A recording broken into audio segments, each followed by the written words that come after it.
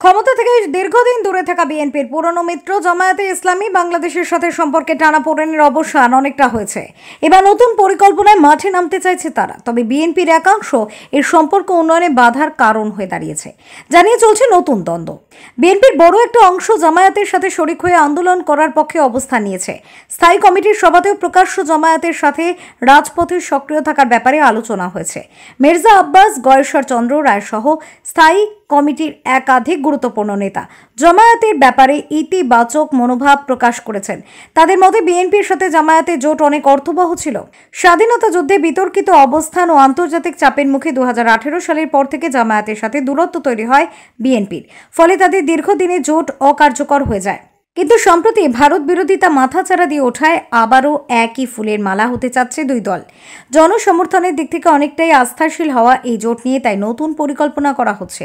জামায়াতের প্রতি ইতিবাচক মনোভাব পোষণ করা বিএনপি নেতাদের মতে ভারত বিরোধিতার রাজনীতি যদি করতে হয় তাহলে অবশ্যই জামায়াতকে পাশে নিতে হবে। কিন্তু বিএনপির মহাসচিব মির্জা ফখরুল ইসলাম আলমগীর সহ দলের অন্য আরেকটা গুরুত্বপূর্ণ অংশ জামায়াতের সাথে প্রকাশ্যে এই ঐক্যে যেতে রাজি না। তাদের মতে জামায়াতকে নিয়ে সাধারণ মানুষের মাঝে এক ধরনের নেতিবাচক ধারণা তৈরি হয়েছে, তাই এই জোট সফল হওয়ার সম্ভাবনা নেই। মির্জা ফখরুল মনে করেন আন্তর্জাতিক পরিমণ্ডলের সমর্থন ছাড়া বিএনপির পক্ষে কখনোই মাথা তুলে দাঁড়ানো সম্ভব না, আর এই কারণেই জামায়াতের সঙ্গে প্রকাশ্যে করা হবে আত্মঘাতী। এদিকে জামায়াতের সাথে ঐক্য করতে গিয়ে বিএনপির ঐক্য বিভক্তি রেখার দেখা মিলেছে। তাদের সাথে যুগপৎ আন্দোলনের শরিকদের অনেকেই জামায়াতের সাথে হাঁটতে চাইছেন না। আবার অনেকের মনে হচ্ছে যদি জামায়াতকে নিয়ে আন্দোলন করা যায় তাহলে আন্দোলনের গতি হবে এবং শক্তিশালীও হবে। কিন্তু জেএসডি, নাগরিক ঐক্য সহ বিভিন্ন রাজনৈতিক দল মনে করছে জামায়াতের সঙ্গে ঐক্যের কোনো প্রয়োজন নেই এবং এই ধরনের ঐক্য হলে সেটা হবে আত্মঘাতী ঐক্য।